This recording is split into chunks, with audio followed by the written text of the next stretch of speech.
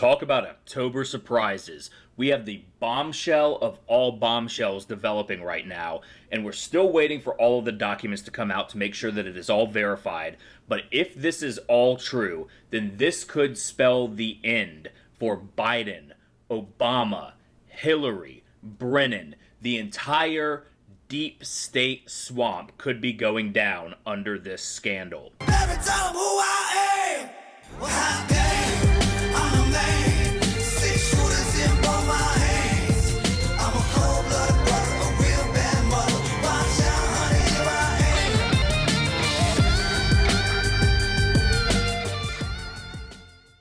am. Alright, so this is a long and complicated story, so please bear with me. This video is probably going to run a little bit on the long side. There's a lot to go through. I'm going to show you guys some different videos from whistleblowers, both CIA and military, talking about how the killing of Osama bin Laden was not everything that we thought it was, how that ended up leading to SEAL Team 6 being shot down, and how that ultimately led to Benghazi being essentially left to be overrun by terrorists. And it is a complicated story.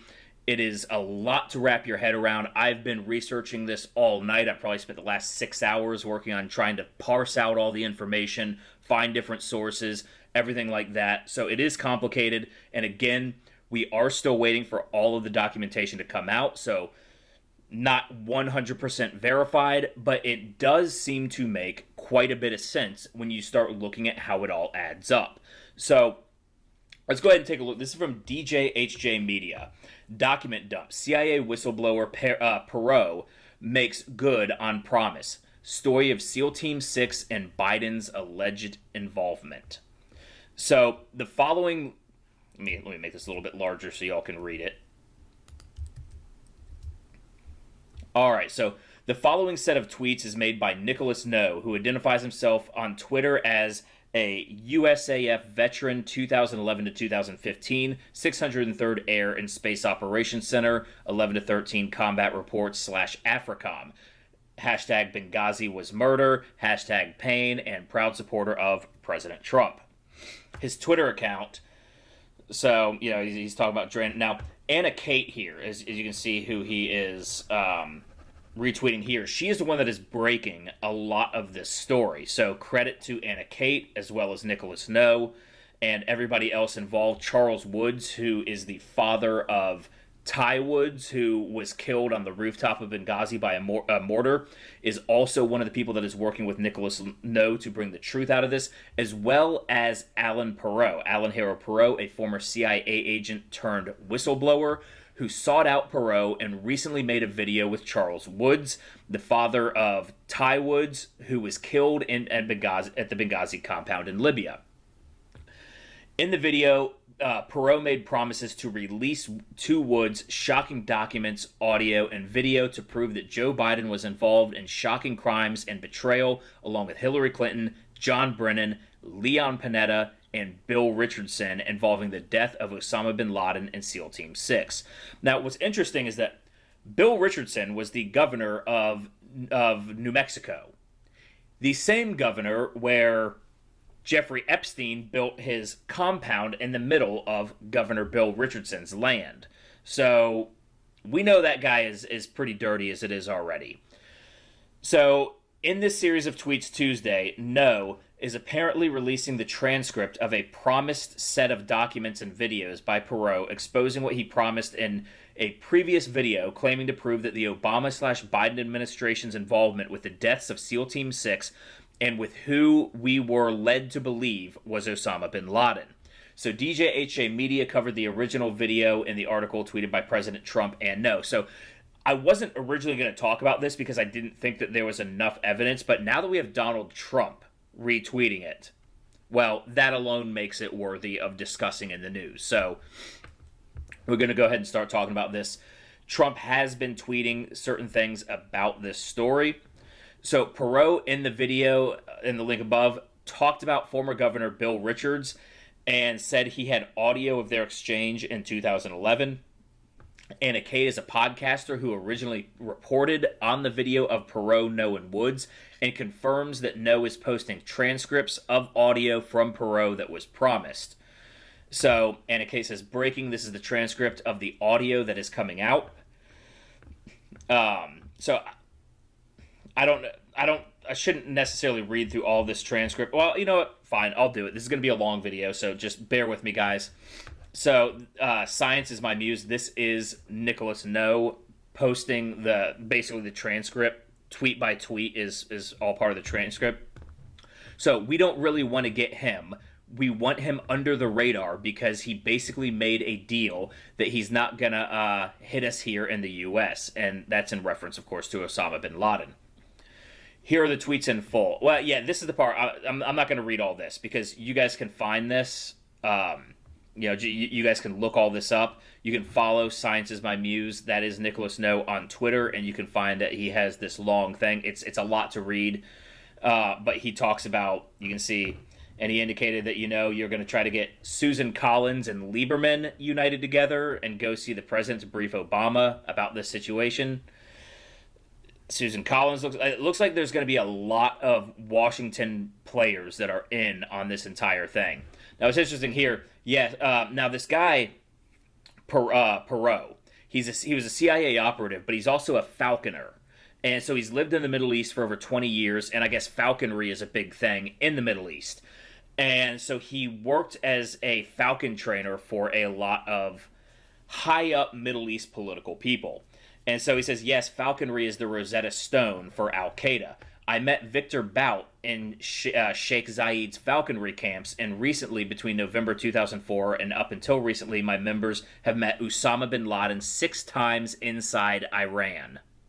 And that's after 9/11. Now, Victor Bout, if that name doesn't ring a bell, I know that he was that really big arms dealer who was arming almost every war going on in the world, arming both sides of it. If you ever saw the Nicolas Cage movie, Lord of War, it's a really good movie. You should check it out if you haven't seen it. But it's loosely based on Victor Bout, Nicolas Cage's character. And he was arrested, I believe, in 2008 in Thailand. I remember following that story when it came out, just because I found this Victor Bout guy to be a fascinating character.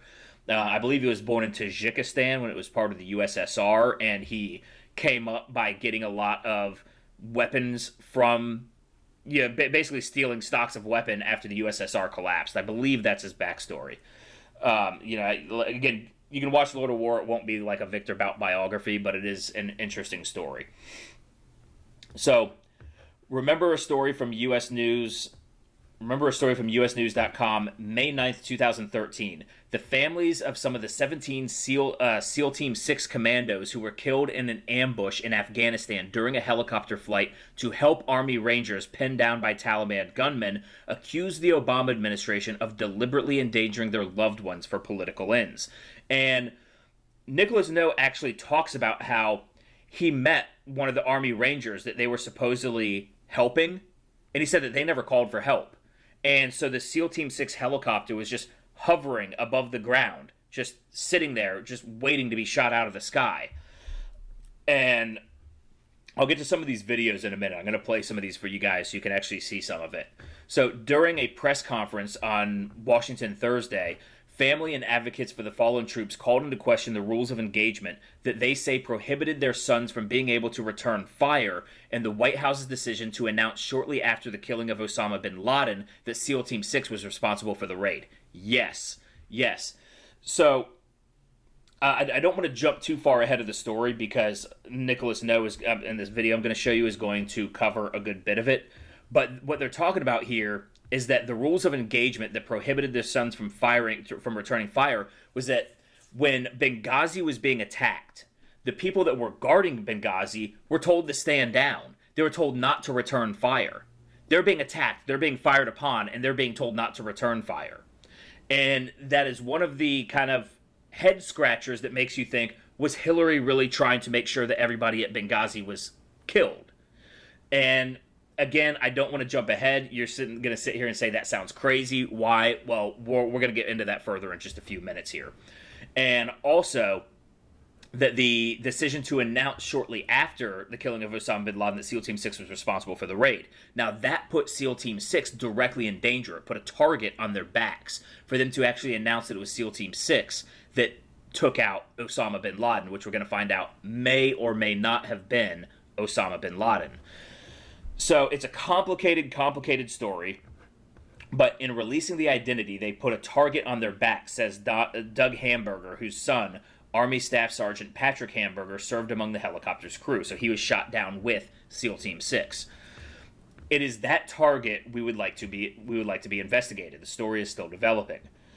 So I'm going to bring up some of these videos here. So we have Nicholas No here, and this is him giving an interview at Trump Doral after he gave a speech about all of this going on at AmpFest, I believe it was called. So anyways, we're going to listen to him for a few minutes here. What was in my presentation that's caught everybody's attention is that through that time where I've done these interviews and stuff, I've been connected with more witnesses. I came in contact with Alan Perot. Alan has a treasure trove of audio recordings, documents, going back years.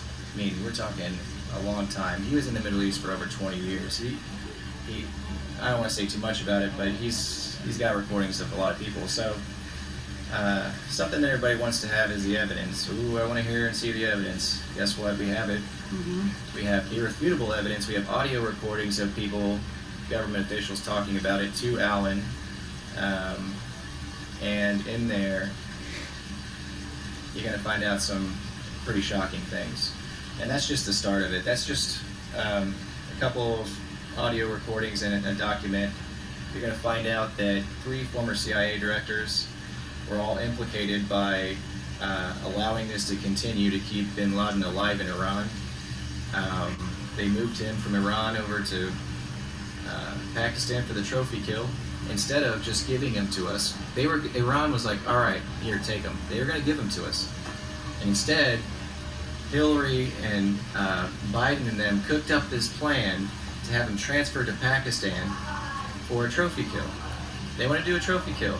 Right before his re-election. Yeah, they wanted to do it right before his re-election. And then, so, yeah, fast forward a little bit, he is re-elected. Mm-hmm. One thing that people don't know, though, is that the payments to Iran were related to that.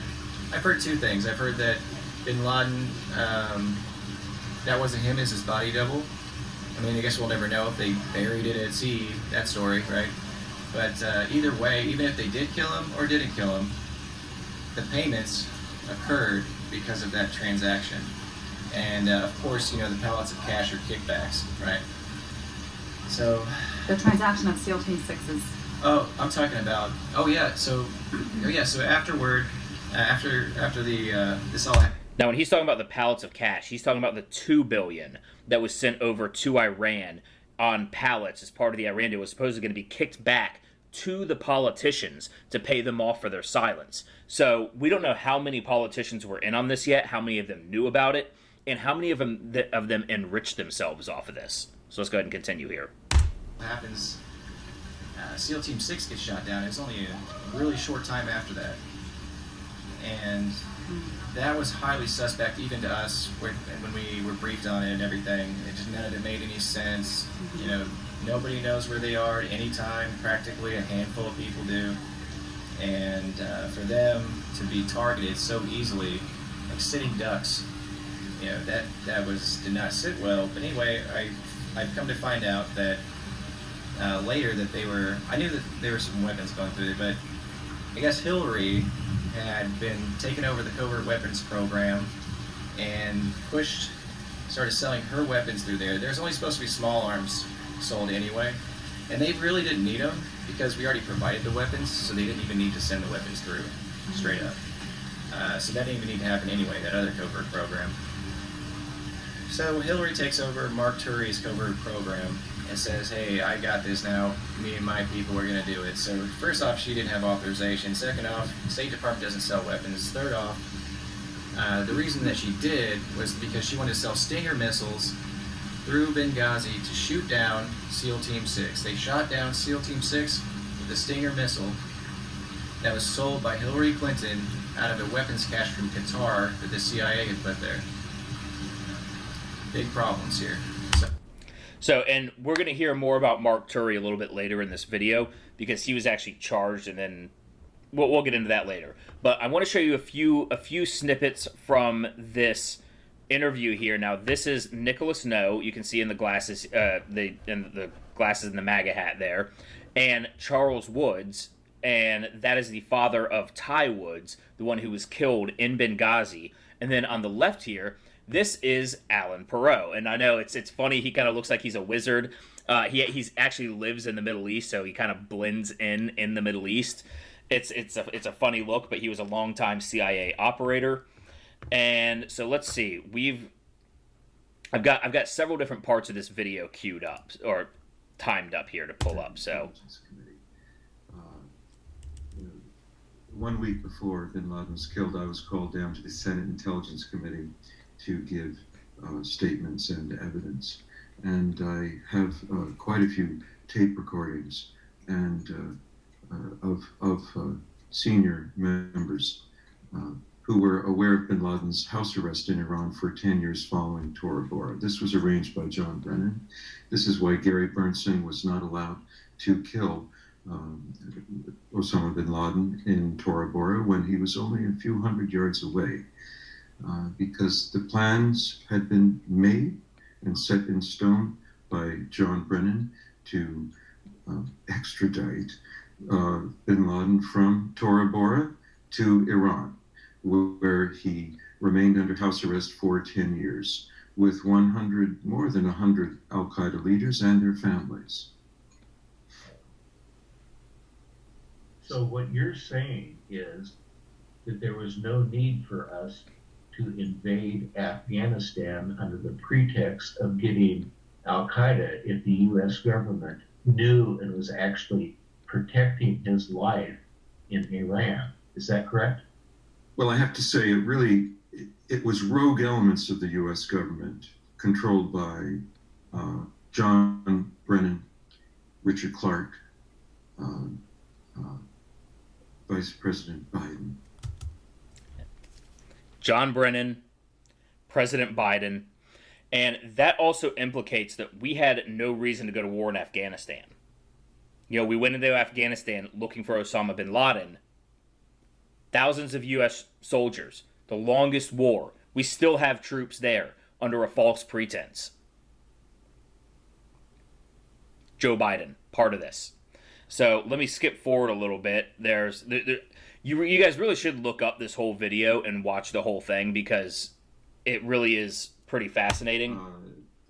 We were going to go in and get bin Laden, but unfortunately, within minutes of ascending to the office of the CIA director, Leon Panetta's first act in office was to cancel the Rigor program, R-I-G-O-R, a covert CIA program to catch and kill Osama bin Laden in Iran. This was 6 months after Barack Obama was sworn in as president, and Leon Panetta threw a tantrum and canceled Rigor. This was reported by Goldman and Apuzzo, and slightly mischaracterized in the press as targeting al-Qaeda leaders all over the world, but it was focused only on Iran and bin Laden.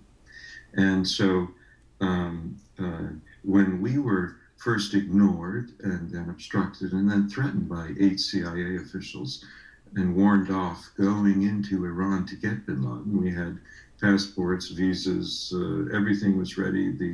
The Revolutionary Guards were going to be our bodyguards while we were out doing bona fide scientific research as a cover for catching bin Laden alive for delivery to a tri-state area.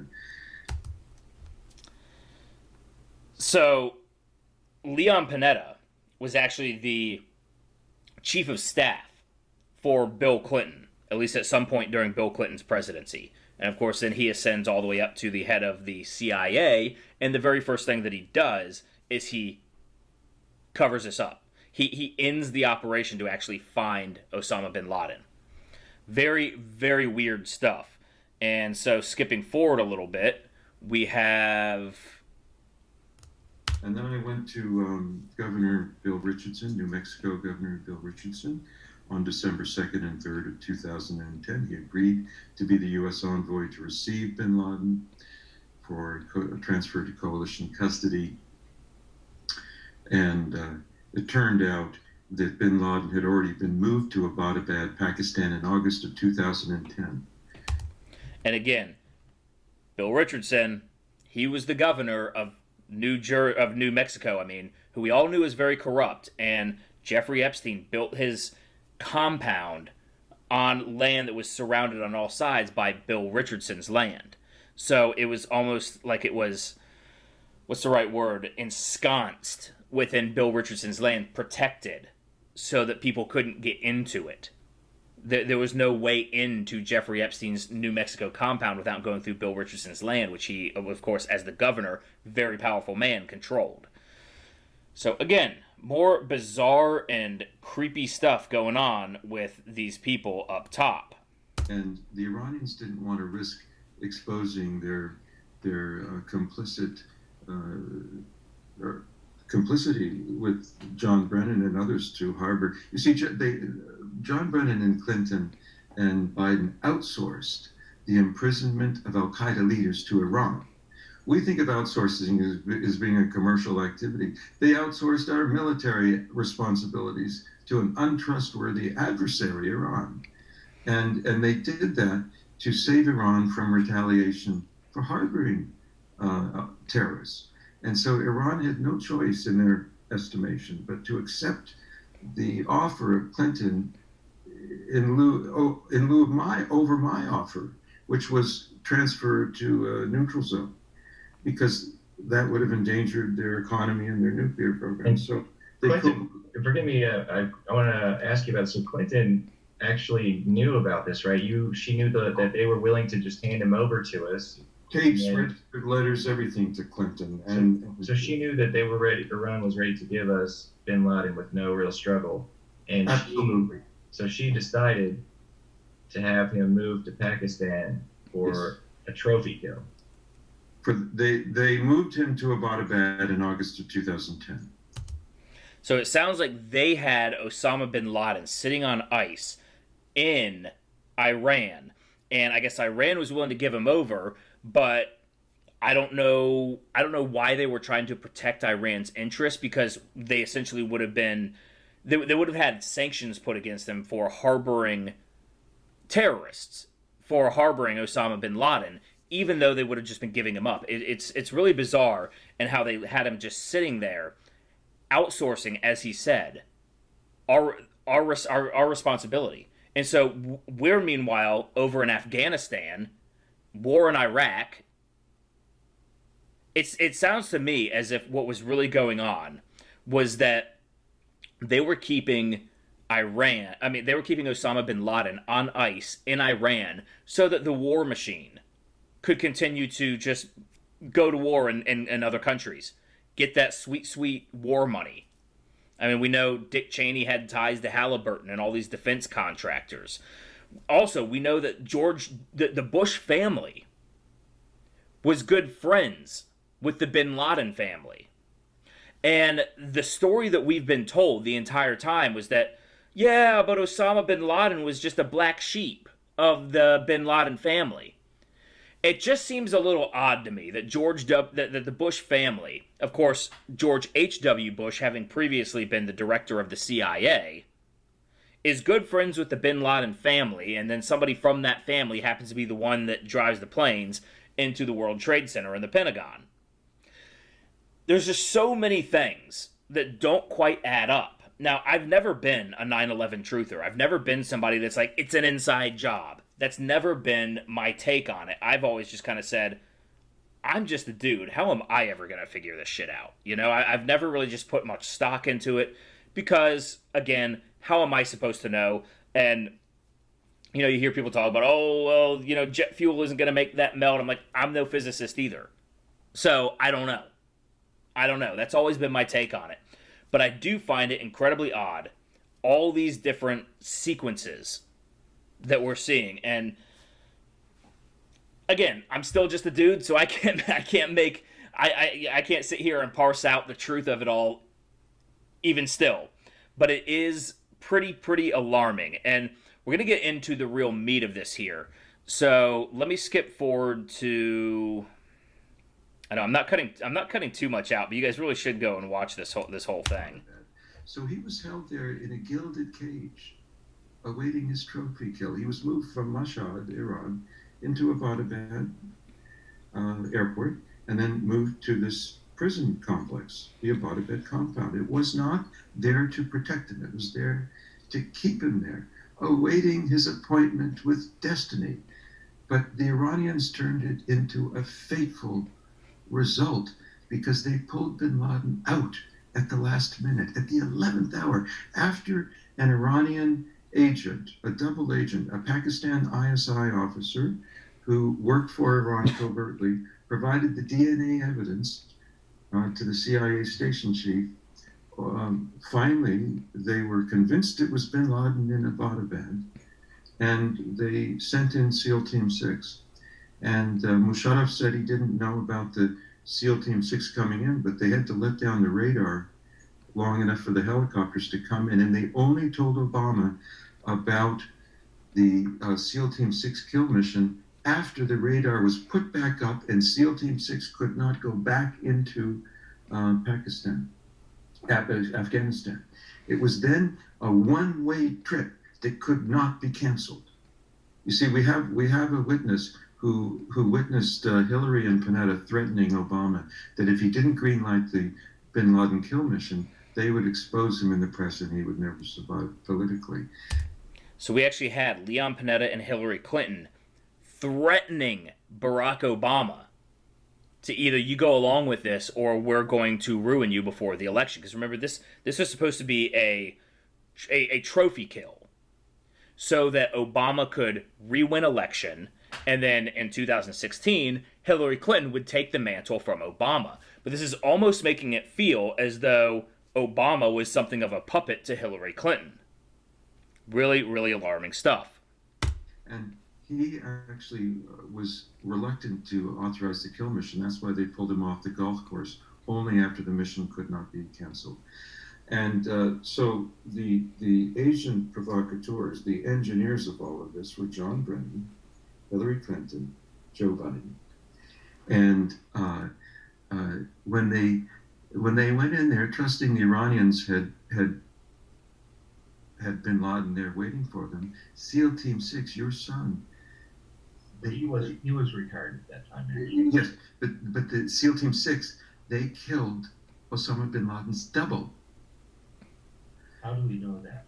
One of the wives went running towards them before he shot him and said, "Don't shoot, he's a double."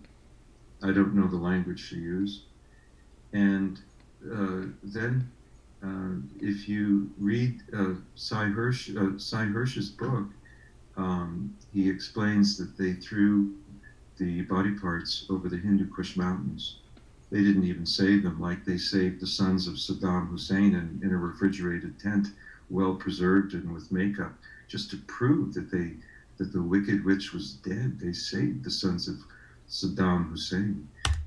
I always found that very, very sketchy.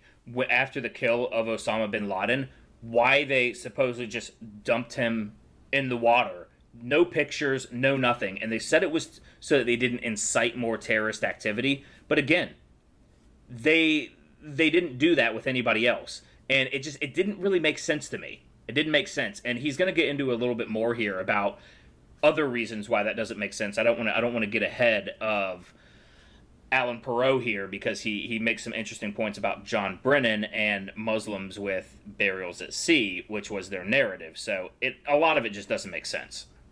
But they did not save the corpse of Osama bin Laden because it was his double. And it could not handle the scrutiny of DNA testing.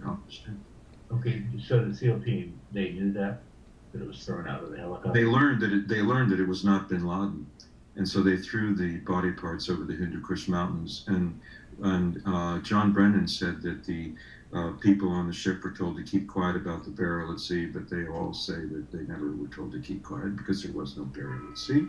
John Brennan took the lead and made the fake media announcements. He lied to the press when he explained this this Muslim burial at sea. It's actually haram. It's forbidden to bury a Muslim at sea unless the body's going to endanger the lives of the crew with disease risk.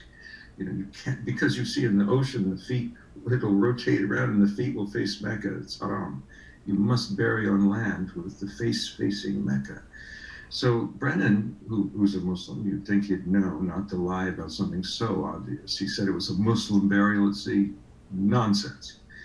And so this big lie that you see, Biden, Hillary, and Clinton worked this agreement with Iran. They trusted Iran to move bin Laden to Pakistan. He did. Just want to jump back there because that actually counteracts their whole narrative that the reason they didn't take pictures or anything would have been to create a Muslim uprising. Well, burying him at sea would have created a Muslim uprising too. They would have known that.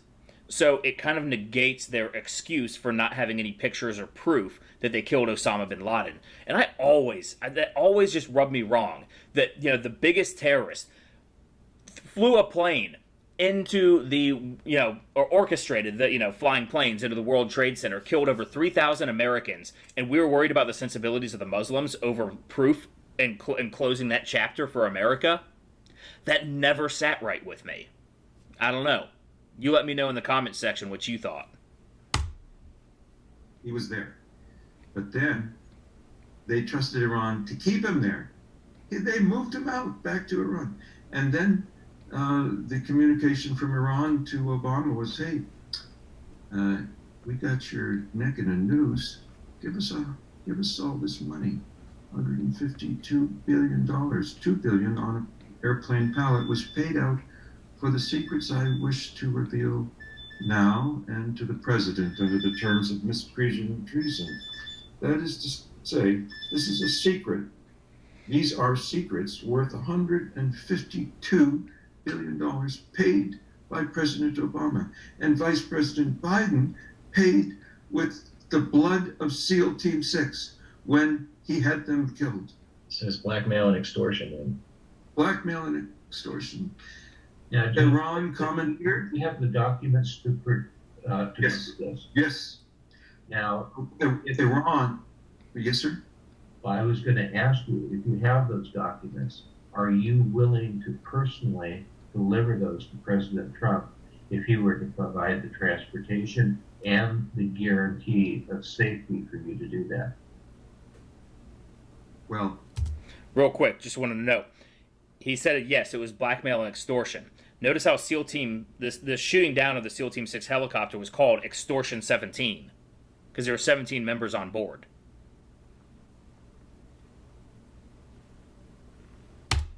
I'm not concerned about safety. There's always an invisible hand that protects us, and we're on the winning team. America's on the winning team. Not one sparrow falls to the ground outside of God's will. Yes. It would be my pleasure and my honor to bring this material to President Trump. There's a massive amount, terabytes, documents, video, audio. It needs to go to the president. I will do everything that I can to get this video in his hands. It's my only wish. Alan, I've got a question for you. So that means that SEAL Team 6 was shot down on purpose after the trophy kill to ensure that no dead man can tell no tales. You were correct. So that President Obama paid bribery of $152 million. Vice President Biden paid with the blood of SEAL Team 6. He spent their blood like currency. Wow. Well, I've got to share something with you. Actually, Charles does. Charles, tell him about. Wow. So, Joe Biden apparently was the one who ordered the shooting down of SEAL Team 6 to cover up that Osama bin Laden was basically they were played on, because they didn't fake the killing of Osama bin Laden. They thought they were going after Osama bin Laden. They thought they were getting Osama bin Laden, but they had trusted Iran. Why would they trust Iran? They had basically given them warden capacities for Osama bin Laden for over a decade. I guess just keeping him on ice, waiting for the right time to have that big kill moment. A trophy kill. Killing America's #1 target. Why do that when it's just, in the middle of in the middle of an unimportant time? Wait till you need it for an election. Then you go and you get him. And they trusted Iran to hold on to him, and Iran pulled a fast one, and in turn extorted America for the Iran deal. I mean, it just gets deeper and deeper and deeper. And they talked, and so Benghazi, they shoot down SEAL Team 6, essentially, because they know that they didn't actually get Osama bin Laden. But then they have to do Benghazi because they know about the weapons that were shipped through Benghazi in order to shoot down SEAL Team 6. It's a snowballing cover-up where they just had to keep covering everything up by killing more and more Americans. I mean, at the end of the day, though, ask yourself, we're talking about Hillary Clinton here. Does that surprise you? We remember when she was actually being interrogated about this, or when she had her hearings about this, she just threw her hands up in exasperation and said, "At what point at this point, what does it matter?" She didn't care. This is Hillary Clinton we're talking about, and John Brennan, and Joe Biden. So I got one last little part of this video that I wanted to play. I actually kind of forget what they were saying here.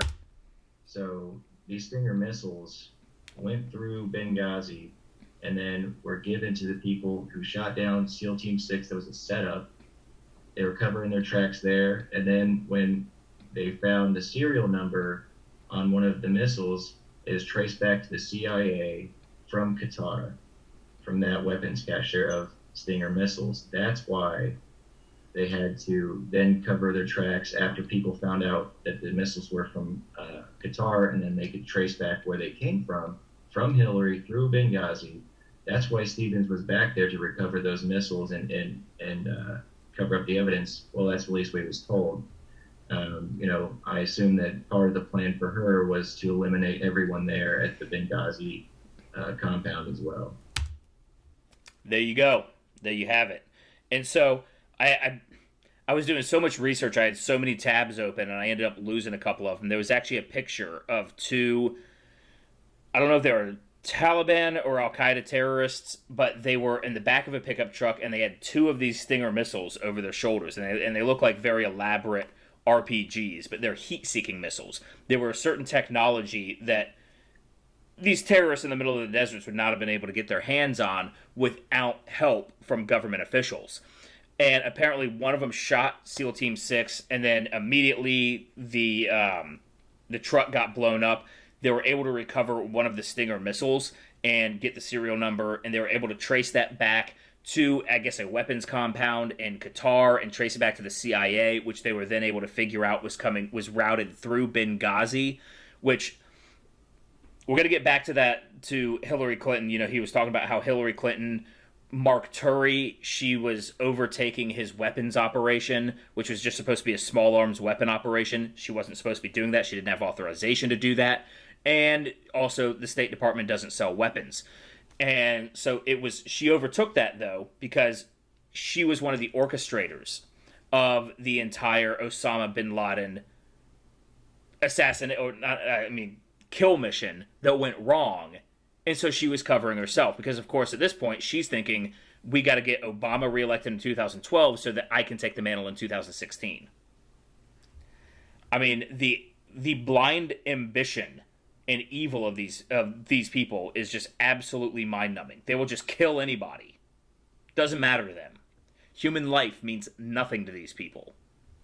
And so we're going to get into a couple news stories, because when I first saw this video, I was a little skeptical. For one, we've got this Alan Perot guy, looks like a wizard. My first thought is, how credible is this guy, dressed? But then I also didn't realize at the time that he's been in the Middle East for 20-something years, he's still in the Middle East, and so he is actually, this is him blending into his environment. But he has been a CIA operator for decades, and he has very close ties to a lot of high-up Middle East government officials. And I guess he's been doing that, working those connections through his falconry. And so we have here, this was from True Pundit, and I guess it's taking its time to load. I don't know why it's taking so long, but either way, this is okay, so here we go. From True Pundit, U.S. hid Osama bin Laden in Iran for a decade after 9/11. Bush and Obama White Houses worked Saudi and Iranian deal to safeguard terror leader. So Osama bin Laden, and this was from October 2018.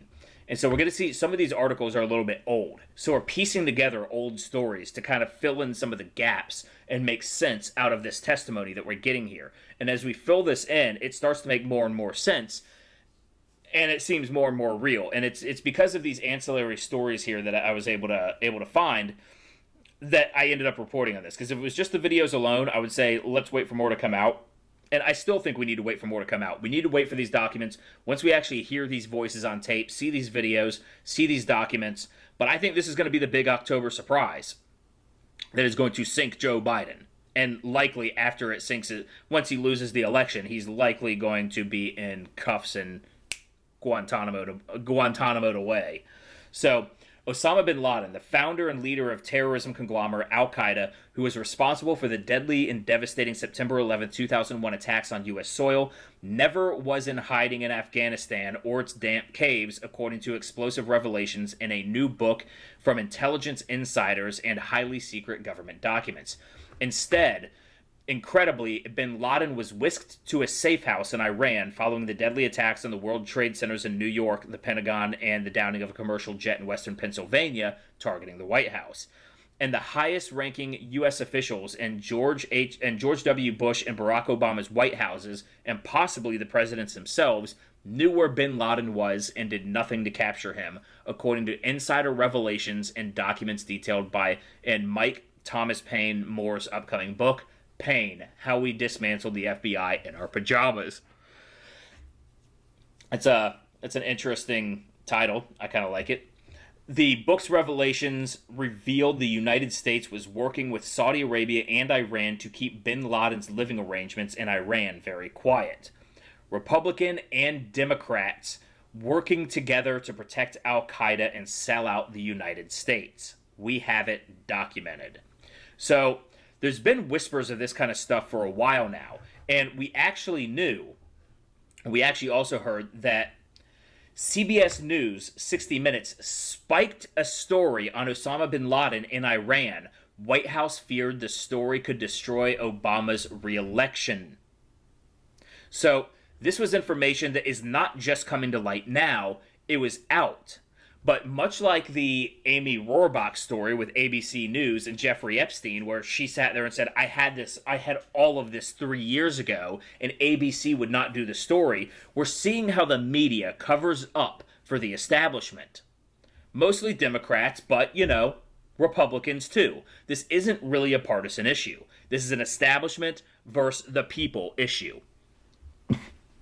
So, CBS News had a chance to deliver a truly incredible story to the American public, but its flagship news program, 60 Minutes, balked after Barack Obama's White House intervened, according to shocking details in the deep state book Pain. That's the book I was just telling you guys that we just read about in the other article.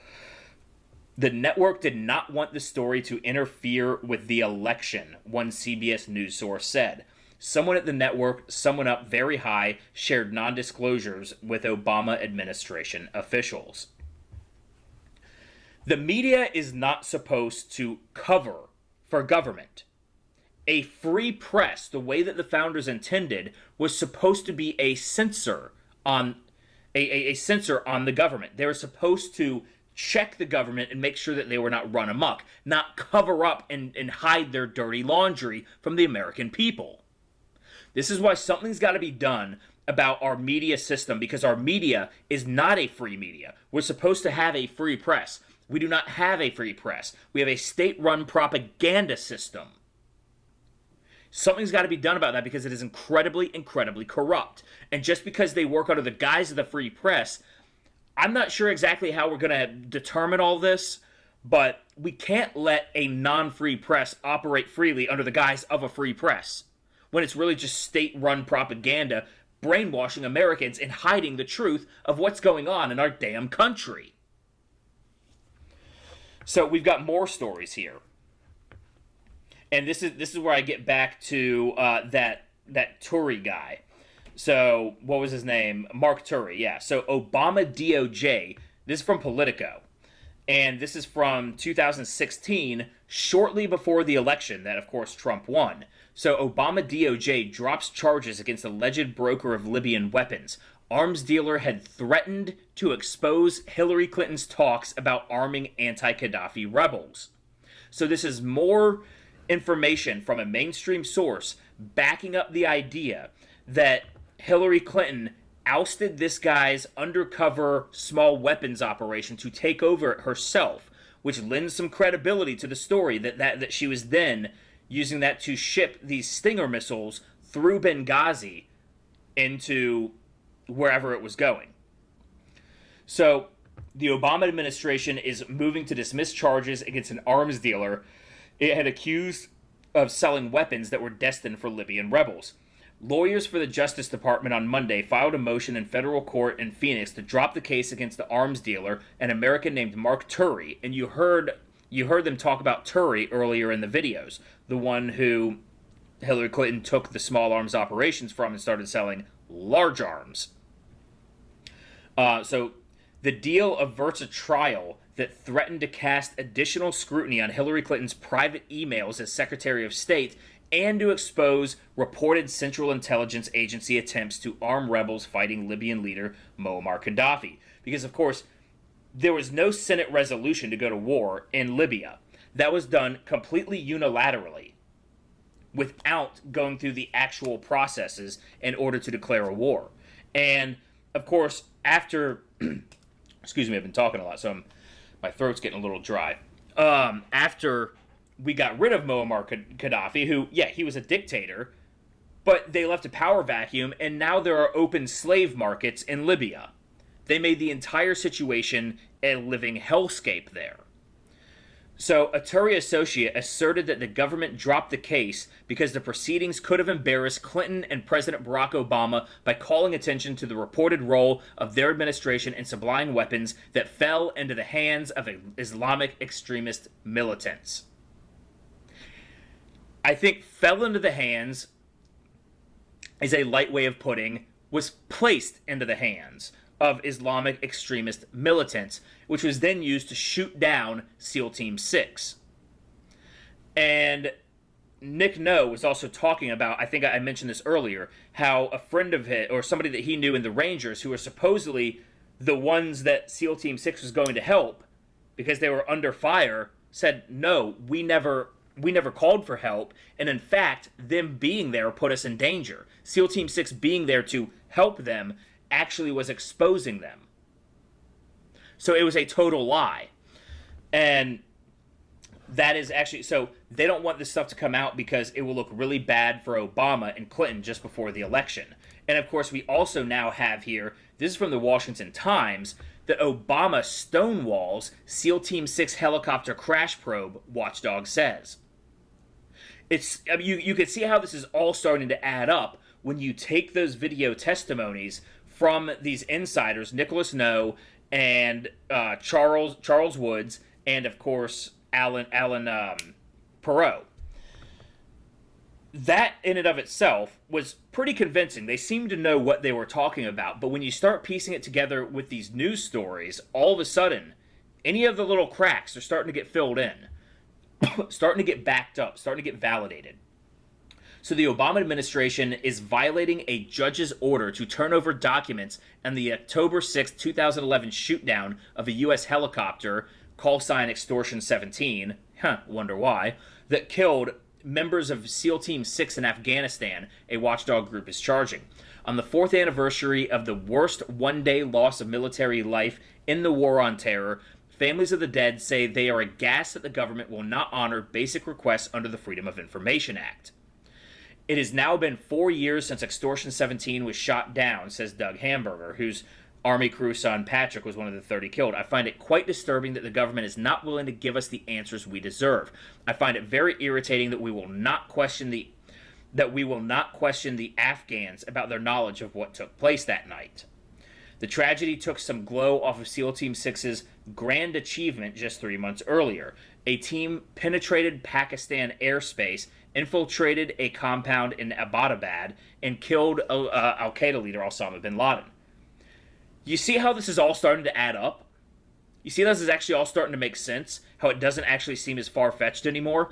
And we all know that big tech is willing to do anything to back up what the establishment, basically they're there to do their bidding. And so we have this brand spanking new article as all of this information is coming out. As all of this information is coming out about, with Nicholas No and all the stuff that we've been talking about this entire video, Facebook censors Benghazi veteran John Tig Teagan after Denver rally. So Facebook has reportedly disabled the account of former U.S. Marine Corps Sergeant John Tig Teagan, one of the men who helped defend the U.S. consulate in Benghazi in 2012, now a conservative activist and public speaker. So Teagan is known for his role in defense of U.S. consulate in Benghazi, Libya, while he was working for Annex Security, a private security company. Teagan and others helped defend the embassy in defiance of a stand-down order. They were told, just let these people overrun you. Fending off attacks by radical Islamic terrorists while embassy staff were evacuated. The fact that no U.S. troops were sent to relieve the embassy became one of the standout scandals of the Obama administration. It's now seeming like that was done intentionally. Hillary Clinton had no answers for why nobody showed up. I mean, we just all assumed that she was drunk and passed out and couldn't answer her phone because she's Hillary fucking Clinton and she's always goddamn drunk.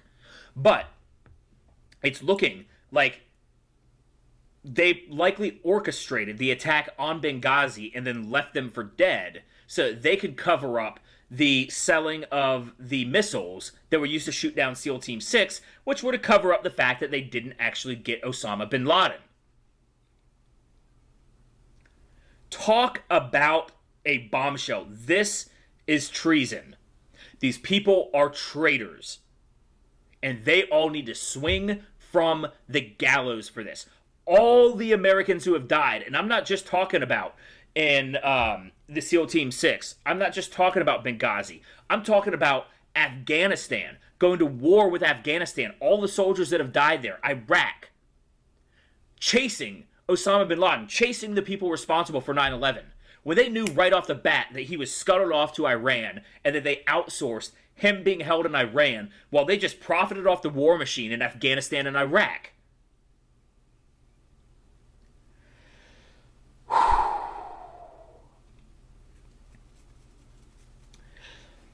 We need all of these people to burn for this, guys. We need them to burn, and we need public executions for this. Public executions. Anyways, guys, that's the video. Let me know how you think this all adds up. Again, we are still waiting for more documents to come out, but let me know in the comment section what you think about all this. If you haven't already, hit that like button if you think I did a good job covering this story. It was quite a bit of research to parse out all the information and everything.